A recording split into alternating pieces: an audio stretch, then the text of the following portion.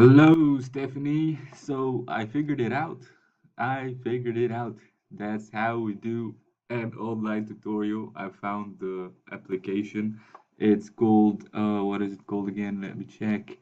Screencast Matic, as you see, because my screen is shared and you can see everything on the screen. Now we go back to the Excel.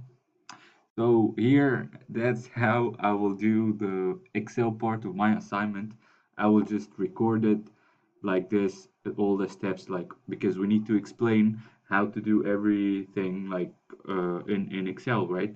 So I will be doing this in a video like this tutorial, and yeah, it's perfect. Even the voice, because I tried it with other videos before I do this one, so even the voice is really good. So I like it. So what do you think? Are you proud of me? I wish you happy days, happy Christmas days, and I hope you enjoy it. Make sure you enjoy it, even though the circumstances are not great. But try to make the best out of it, and I hope to see you soon. Bye.